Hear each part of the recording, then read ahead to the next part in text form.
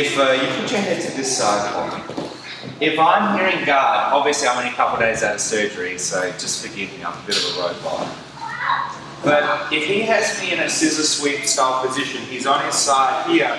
So common is this foot tucked in. So see how it's tucked in a little bit between my calf and hamstring. Now, from the sweeping man's perspective, I like to keep this low and flat, although a lot of people choose to hedge their bets between keeping their leg at the end of my femur lever here and secure it. Because if it's super flat and low, I might start moving over it, and now you've got problems.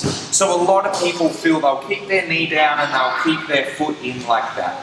And that's really great, but we can counter it. So if someone gets me into this position, there is a high likelihood that he's going to sweep me just over to here. Okay? So what we're going to do is we're going to know that that's probably going to happen. We're going to go with it, and we're going to end up in a knee bar. Okay? So he's here, and he's got my foot, right? And he's got that in. Now we could just be here in guard, and he's got that foot in there, like that. This happens a lot, but I personally like to do it from this angle because I'm likely to end up there on my back anyway, so I'm going to go there on my own terms. And this is how we do it. I'm going to reach back, okay, and I'm going to grab onto his ankle. Alright, now, I will tell you guys that I've been on a journey with this technique over the years, and I've done it with both hands, sometimes palms up, sometimes palms down, grabbing this foot. I'm not going to tell you which hand to use and whether to go palm up, palm down, because in my experience, all have a bit of an equal success rate, and I think they all have pros and cons, so I'd rather let you find the one that just feels most natural to you. Because if it feels natural, you're more likely to try it, and if you're more likely to try it, you're more likely to get it, and that's all I want anyway, for you to get it. So he's got his leg in, and I feel I'm going to go over here, so I'm going to reach down, and I'm going to grab onto this foot that's between my legs. Okay, like this. I now am going to be putting a little bit of torque on. Not so much that it hurts him, but a little bit of torque this way.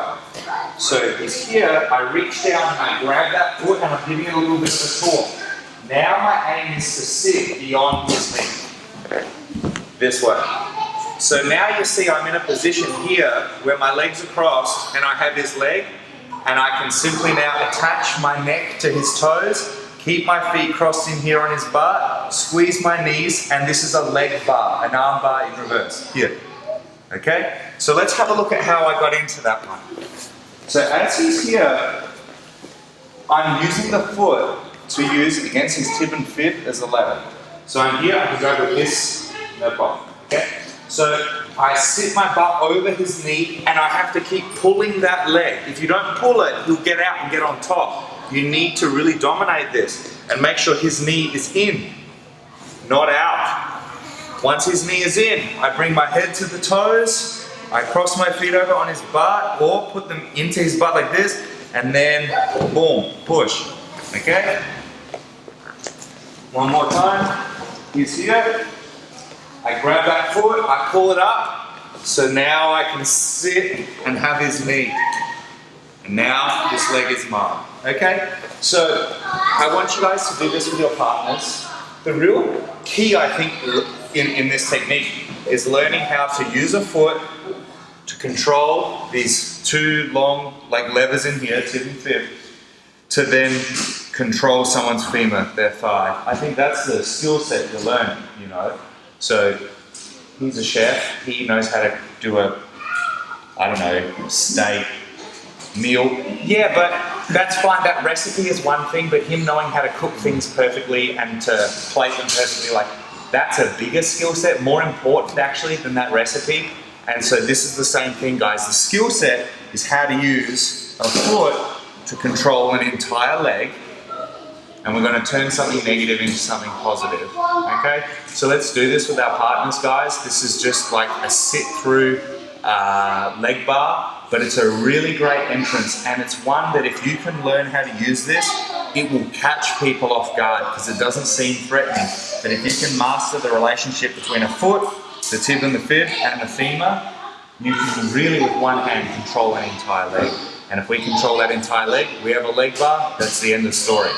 But be careful, guys. Don't wait till your knee hurts before you tap. If you feel pain or burning, too late. You've started tearing something. So don't wait till you have to tap with this. This is jiu-jitsu. We know it works. You don't need to test it out on your own body. It's been tested out by breaking many, many people's limbs over many, many decades. Keep your body safe. That's all I would say. Okay, let's go. Thanks for watching the video, guys. For more videos, click here. To subscribe to this channel to get all of our awesome videos, click here. And if you'd like to have our hour-long series for free on footlocks and how to defend footlocks and leg attacks of all kinds, please click here. I'm Coach Tom, guys. I'll see you next time.